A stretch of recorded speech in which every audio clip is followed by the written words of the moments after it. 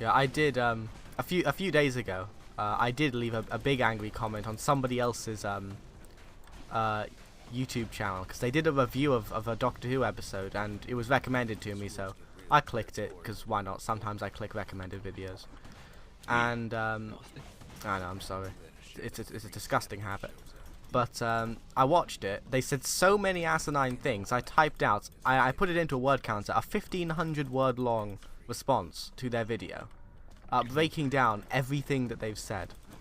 And their response was effectively just like, go pick on someone else. It was, I'm just here to put out my opinion. You don't have to, get really mad or something like that. I hate that. That's the thing. Like, I will when people do shit like that to me, I will explain to them why they're wrong. But you gotta do it proper. You can't just say, oh, it's just my opinion, man. No, you gotta have a proper aggressive argument. It's gotta be a real clash of wills of explaining why you are totally right and the other person is entirely and demonstrably wrong. Yes, yeah. Yeah, I just think that, if you're putting out an opinion into a fan in a formal setting, because you're effectively, it is effectively a formal setting where you're making an entire YouTube video to present your point of view. That is a formal setting, and I think that if you're doing that, you should be prepared to have to defend your point of view or accept that you made a big mistake in a video which nets you 16 subscribers over the course of 2 days. Did you count per subscriber gain from that video? No, but I just remembered I had 16 subscribers less before I posted that video, and then I have 16 subscribers more after posting that video. Oh, okay. Is this okay? So it's then okay. Yeah, I see. yeah. Yeah, this is a good conversation that people understand what's going on. It's not like there's enough degrees of disclarity where this is just a confusing nightmare of talking about anonymous people. That's this is a good conversation. Yeah, it's really lucky that that's not the case. Yeah. Yeah, the Let's Plays, it's important that you keep clarity. People, yeah, they like clarity. And well, that's I did speak about the game for like 10 minutes. Video game. I mean, what are you gonna say? The thing with Bastion is, I feel like you can get a lot of the really good parts of and understand all the good parts by just looking at it. Yeah, Look yeah, at definitely. this game. There you go. Now you understand. Yeah, yes, you know why this game's good. Yeah, I agree. It is genuinely a really good game. This is Yeah. what a nice video game. It is a nice video game. Nice video game invented by nice people. It is. Yeah, I mean the thing is, I Except actually. they're bad because you kill video game developers. You got to keep up that continuity. Oh yeah, fuck them because they made a video game. I hate them. But the video game itself was good. Because I actually tried to play this game several times, but I just kept getting bored because I don't know. I was too much of a power gamer back in the day. And unlike what you're seeing here, because this isn't a proper playthrough of the game, despite this being a Let's Play, I'm not taking the time to go through all the side quests and listen to the narrator's voice and speculate onto what's happening here, because that just doesn't gel with conversation. But yeah, I think it was actually last year at about this same time, sort of June. Yeah, it was actually around June that I completed this game, and I regretted playing it earlier. And there's a guy. He looks a bit sad. Yeah, he's important. I think he's important to the story. Yeah, he is. I like him. It's a real touching story. Like, genuinely, it's a good story. It's just strange because it feels very much like a sub-story in a larger universe. Because that's effectively what it is. Because you do have like this big calamity stuff, the monsters appearing from nowhere, but you have this involved in it. Yeah. That's nice. It's nice when the people don't try to make a story that's too big for the scope. It's cool. It's a good way to do things. Yeah. To always tell a human story. It's generally gonna be more engaging than your big adventure of fucking the world losing gravity or whatever. Yeah. Because that's set dressing. That's the setting. And that's a cool setting. It's nice to look at, but it's not what people actually gonna like generally. It's people like human stories. Yeah, of course. I mean, people. You know, I was going to make a video about this topic, but I just gave up because the video is shit. But people a lot of the time play video games just because they want an emotional response. That's why they consume a lot of art. It's usually to provoke some kind of emotional response, whether it's in the form of making you think, or making you laugh, then making you think, you know, or anything else. You get the idea.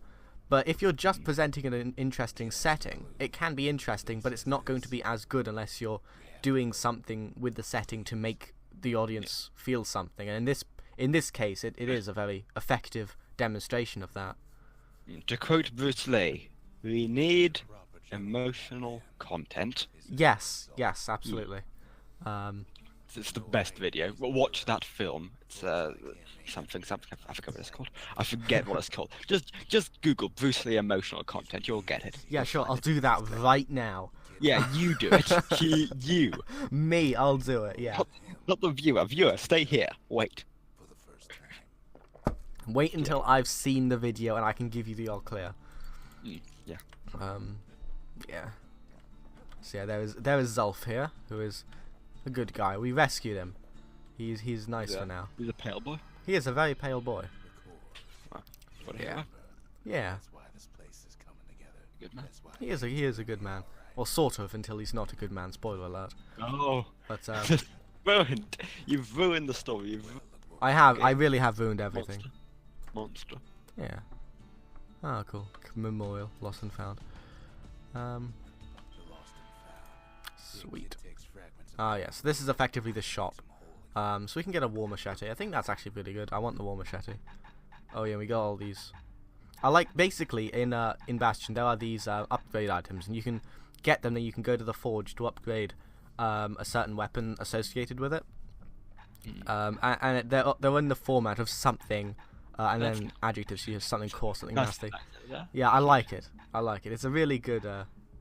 It's like this weird form of comedy where you don't even notice that it is in itself a joke until you sort of mentally register that it's a joke in a Let's Play video. So yeah, I just bought a machete for some reason, so I guess I'm going to use that now. Because why not? Why not just use a machete? Why not just buy a machete and then use it on impulse? Yeah. It's a good way to live your life. Oh, that's a terrible way to live your life. It's the kind of advice that I give in general in my content, so yeah. I'm going to stand by that statement. Okay. Viewer, go out, buy a weapon, use the weapon. Yeah, I don't want to be held responsible for somebody buying a machete and then impulsively using a machete. I would be entertained if I was. Okay. So, okay. Yeah, that's not good. That's not good at all. Okay, so what should we do here? 50% damage or arrows cause damage over time? I think I'm gonna go with the damage over time. Don't give a shit what you have to say. Tactical damage over time again, because why not? I think we're out of money now, so whatever. Okay, back to the real game. Into a real level. Okay, so we're in a cinder brick fort.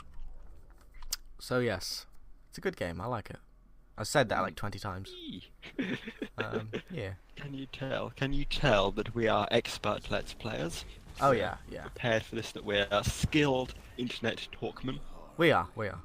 I mean, I am a YouTube veteran. 300 subscribers. I'm pretty hot shit if I do say so myself. But yeah. God damn, this is a fast machete. This is not my favourite thing ever. That's why I like the machete. That's why I impulsively bought a machete and then used it. Oh god.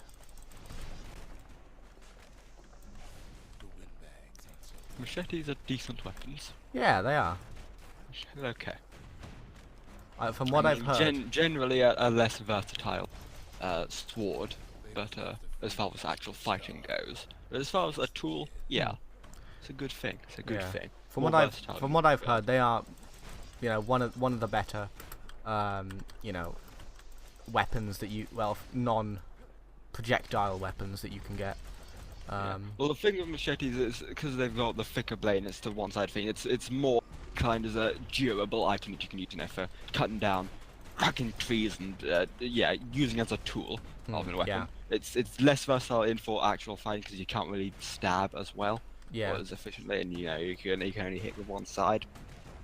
But as far as like a general utility item for, doing stuff, it's got a little bit more versatility there because it's not gonna, you're not gonna damage it irreparably by using it. I mean, well, you are eventually, if it's gonna take longer. Oh yeah. No, machetes are literally invulnerable. How dare you? I mean that's what we should do. The fact that all buildings, cars, clothes, armor aren't made out of machetes is a real clear indicator that we're incompetent as a species. Oh yeah, definitely. Yeah. There are several clear indicators that we are incompetent as a species. For instance, somebody made a video game. In fact, a hell of a lot of people are making video games. Nasty. Yeah. Ew. Also, I have this weapon, and I love this weapon. It's a big shotgun. Big shotgun. Oh, it's a big shotgun. Does that replace the bow and ammo? Yes, it does. And until I re-equip the bow and arrow, which I'm not going to do because I really love this weapon. Why did you upgrade the bow and arrow then? Fuck if I know. Okay then. Yeah. Good job. It wasn't a good idea, was it? No, it was a bad, dumb move. It was. It literally was. Yeah. But whatever. Another thing that this game is quite good about, which isn't necessarily something unique to this game, or important to the game's central mechanics, is just that this game, it lets you change the upgrades after you buy the upgrades. Because per each you buy, you pay money to upgrade your weapon, and it gives you a choice of 2 upgrades. And once you upgrade through one choice, you can just change it. It's great. It's something. It's genuinely something which I wish more games did, because otherwise there's just there's making your choices feel impactful, and then there's just giving false impact. And probably some of that was right. But yeah. A part of me feels like, just in general, I support people being trapped into their wrong decisions. That's something I like as an idea. Yeah, that's mean. Yeah. As stated, legitimately a bad person. Just a bad guy. Yeah. Yeah. I am arguably the villain of this tiny, strange corner of YouTube that is essentially just you. Yes, you really are the manta ray, or black manta of the YouTube. Should I talk about Black Manta? Should I give the Black Manta spiel? Yeah. Okay, so if you don't know, viewer, Black Manta, he's the arch nemesis of Aquaman. Yes. Commonly known as that other superhero, Aquaman. But Black Manta, less well known as far as superhero goes, Aquaman. So people generally don't know too much about Black Manta, other than I guess he's the Joker to, or Lex Luthor equivalent. But here's the thing with Black Manta. Black Manta has had over the many long years of Aquaman media. 1 second. Had a bunch of retcons essentially. Yeah.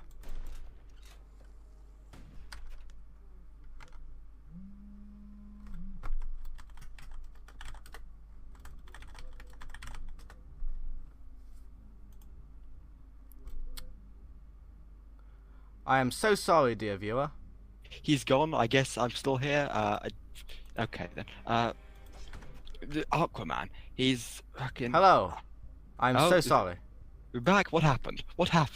Discord just closed for no reason. Oh yeah, it does that. So do we miss a bit of my audio? When did I disappear? I'm not sure. Was I talking about Aquaman? Yeah, I think you moved on past the Aquaman introduction. I think you were getting on to Black Manta. Okay, so he's had a bunch of retcons. but they never really made none of the stuff like not canon of happening. It just made it so he lied to fuck with Aquaman. So this means Black Manta has a history of pretending to be an autistic child to make it so Aquaman seemed like an asshole, and pretending to be a supporter of African American black people's rights and trying to conquer the sea so that it can be the homeland of black people to make it so Aquaman looked like a racist. Also, he's killed Aquaman's wife and son. That's canon. That's happened. And he relentlessly mocks Aquaman for them being dead and him being the murderer of them. Yeah. Including Kool-Aid Manning into important government buildings that Aquaman was in and saying, I have a question I've wanted to ask you. How's the wife and kids? After blowing up the wall in a building. That's incredible. Yeah, he's just a force of nature that hates Aquaman. One of the new iterations showed like Aquaman was like believed to be dead for a bit, and then like it shows like in like a fishmonger. It shows like on a TV. You see like Aquaman's back. He's come back, and it's this. And you see like the fishmonger man. He's a black man, and he's an African American man. He's like he's looking angry. He's all chopping the fish, and it's, that's all tense. And then he just gets a knife and just kills everyone in the fishmonger's place. Kills them all. Kills all the people there. Yep. Leaves the fishmonger. Walks into the ocean. Yeah. Walks into the ocean. Walks back out of the ocean in the Black Manta costume, presumably so he can then walk back into the ocean again. Yeah. To fight Aquaman. He's a hero. He's not a hero, he's a villain. He's a literal villain, but he's my favourite character because he's just... He has no motivation. There's no history. It is purely just he hates Aquaman. Yeah. I really enjoy the fact that he exists. He just hates Aquaman. There's nothing else beyond that. There's any history he makes up is probably a lie to fuck with Aquaman because he just really fucking hates the guy. I mean, yeah, I do enjoy the fact that there's somebody out there in the world has maybe that it was even like their dream to one day make a comic book. They were like a little kid. They grew up, had their shot. They invented Black Manta. They invented Black Manta. And I don't know if they are aware of the fact that Black Manta is just this genuinely flawed character. Or if they just are willfully unaware of the fact that he's a weird character who doesn't deserve it. It's a stupid character that's hilarious when you look at it in context. The world of it's just this like really competent very angry black man who dresses up as a manta ray, as a cyber manta ray, goes into the ocean and tries to fight the Lord of all seas. Yeah, that's good. The ruler of Atlantis. He's been waging a war on Atlantis for years, for decades. Yeah, he's good. Up to and including killing his wife and son. Oh yes, definitely. And never letting him live it down. Yeah. Childishly mocking Aquaman over the fact that his family are dead because of him. He's really not a good guy, is he? He's a legitimate monster. It's hilarious. I love it so much. Yeah, I do like him. It's legitimately great because it's this unrepentant level of like. There's a thing in way a lot of the time you want to make a villain sympathetic, and that's good. It's important to have that. It just should be like villains should be like there should be a case of you should understand them. But it's once people realize that that's what you've got to do to make like a classically good villain, they want to do that with all of them, and it makes everything feel a bit monotonous. It makes the tragic backstory that led to their villainy. It sort of gets watered down when every villain has that. Yeah. So it's really refreshing to just see one that's just an arsehole who just hates their hero. Yeah, I guess. It's great. It's great. I legitimately, I love I love not Aquaman. Aquaman's mediocre. I love Black Manta. Yeah, Black Manta is the best. The Yeah. best. I agree. I agree. Out of all the comic book supervillains that I know, Aquaman is by far Aquaman. Yes, the supervillain Aquaman is by far the best, as he antagonizes the poor innocent man known as Black Manta. Yeah, Black Manta's the real him. Black Manta, who I keep wanting to call Manta Ray, even though that's not his name. You know, it's nice. You've got two levels of stupid mistakes going on, with mixing up his actual name and mixing up who he is of the two characters involved in the story, swapping them around. It's a good time, it's a fun time. It's exciting. It's good. I'm very skilled at comic books. I have unimaginable comic book skill. I don't want to activate any of these. This does tie into the point made in the Portal Let's Play of you don't know anything about any media. I know everything about Doctor Who. Except just no other media. You know Doctor Who. That's about it. You know some video games a lot. Yeah. Yeah, that's true. Oh, damn it. But yeah, the actual breadth of media knowledge is very limited. Oh yes, definitely. But that's fine. That's okay. Yeah. Again, I can talk for a very long time about Doctor Who. Earlier today, there was another Doctor Who episode. It was it brought back the Hold on. Are you sure you want to use this footage for the Let's Play and don't want to put this as a separate video? Because this channel is ostensibly also Doctor Who related for some reason. Because you thought we should make a second channel that was about Doctor Who and Let's Plays. Because because again, I don't want to clutter up my main channel with all the Doctor Who stuff, so I'm putting it here. But the thing is that a lot of the time when I try to write a Doctor Who video, I just get screen sharing, so I can't see anything anymore. Oh, did I? Oh shit! I'm so sorry. Stops. Really? So, okay. Yeah, this is exciting. Oh, this is good. More technical issues. Yeah. Yes, I will fix this. Aren't you glad we did a pilot Let's Play so that we could sort all this shit out? I know. So it wouldn't hatch it up and then, like the actual Let's Play of like a proper, like decently length game, I'm glad. Yeah. It would really suck. Okay, so whenever has occurred while screen sharing, I'm in half a mind to leave this in the final recording. So I'm going to call you again on the Google Hangout stuff, and this makes for really good video, let alone radio. Yeah. So yeah. Okay. Just click Hold that, on. which I sent you in an alternate mysterious chat platform, which should be mysterious to the viewer, but not to anyone else. Okay. Okay, so I will share screens again, and hopefully you can actually see the game this time, and it won't just randomly stop. Alright then, we're back. Alright. Welcome back to video games. Yeah, got the gang back together. Hooray! Which way am I going again? I'm going this way. I think you're going down. Yeah. Okay, so yeah. The thing is that when I start writing a Doctor Who video, I always just get genuinely angry in real life, because I care way too much about a family show 50 years ago. But yeah, that is genuinely problematic because it generally just becomes very unfocused. So, and obviously because I'm the worst at improv without somebody speaking to me, yeah, I feel like it's an okay time to talk about Doctor Who. Alright then. Okay. This is the episode of Doctor Who. Let's go.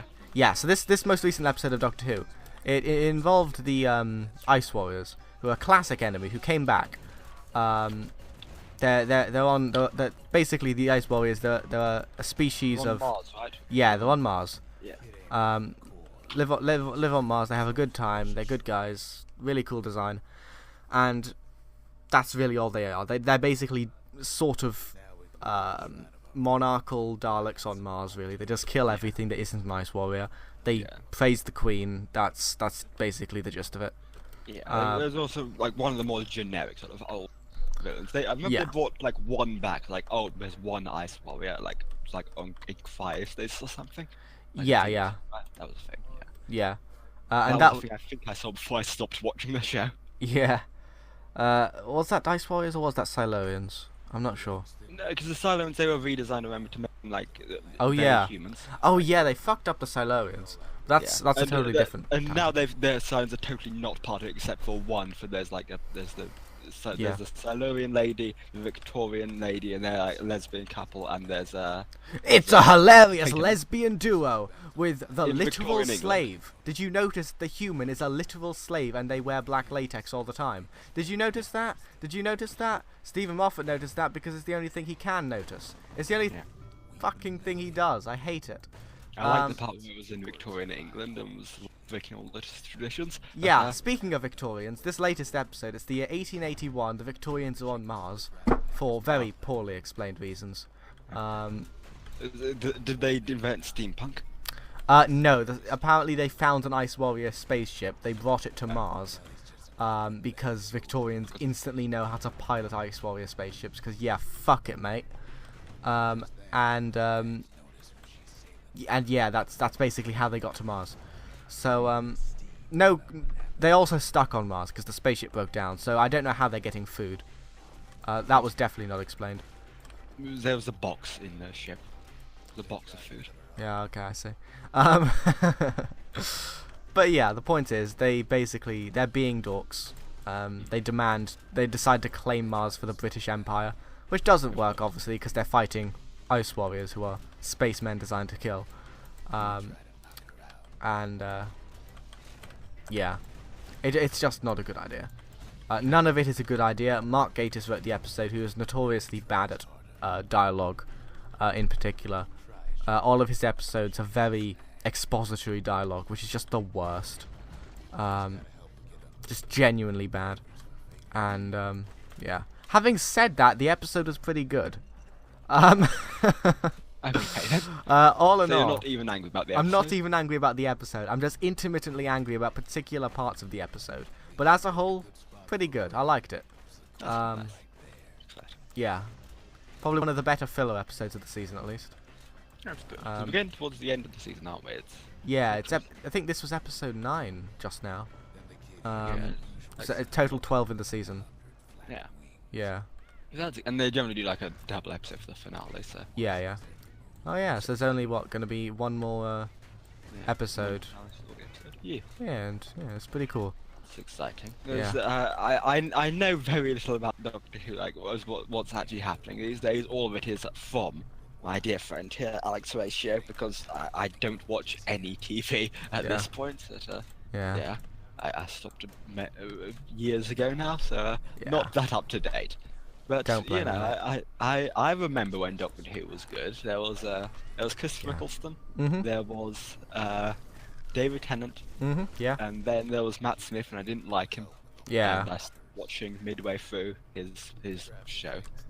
Yeah. So that's fine. I think Peter Capaldi is a step up for Matt Smith, but Yeah. it's not From worth what I've coming seen back. of Peter Capaldi stuff, he does seem like I'm not gonna say he's a better actor. I mean, he probably is. Yeah, But he is. I'm not gonna make any arguments of any divisive things because I'm absolutely unqualified to make any sort of debate in this regard. Yeah. But I certainly enjoyed his performance. More of what I saw, I just didn't care about the show enough to watch it. Yeah, that's fair.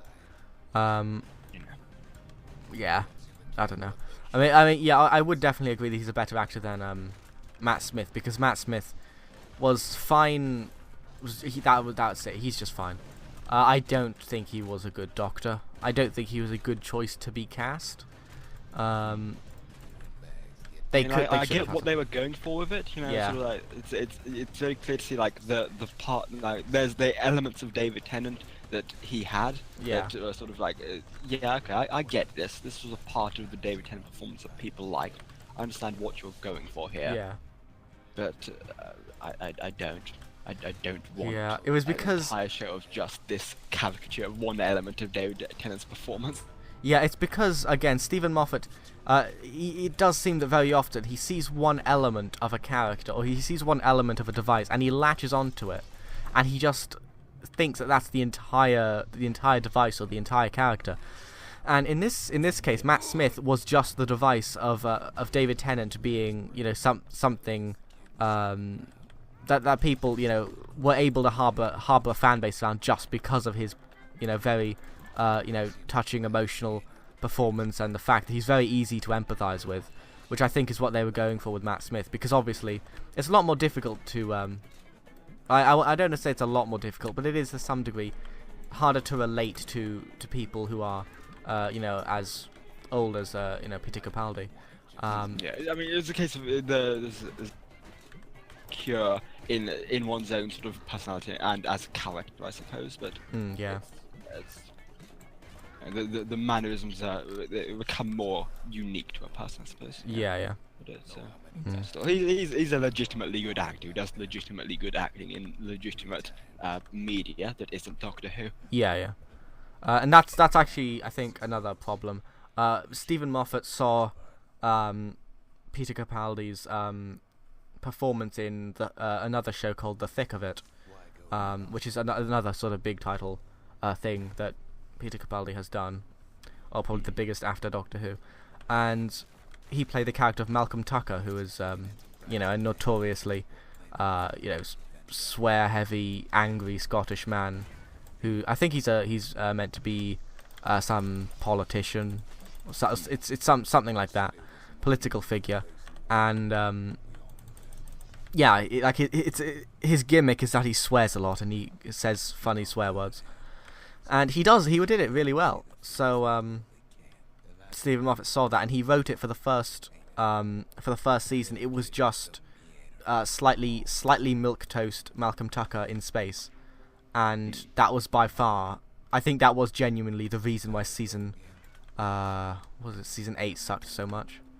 Yeah, it felt like the growing pains. That's always sort of the case. There's always that first season where it feels a little bit off, I mean, except for Christopher Eccleston, who was perfect the first and only season he was in. But otherwise, there's always a little bit of growing into the character past that. But Creed Capaldi, he had that. He very much did grow into something that felt unique but felt doctorish. It was very much sort of the it was a more relaxed, more fun sort of Doctor in a way that wasn't just like the silliness of Matt Smith. Yeah. It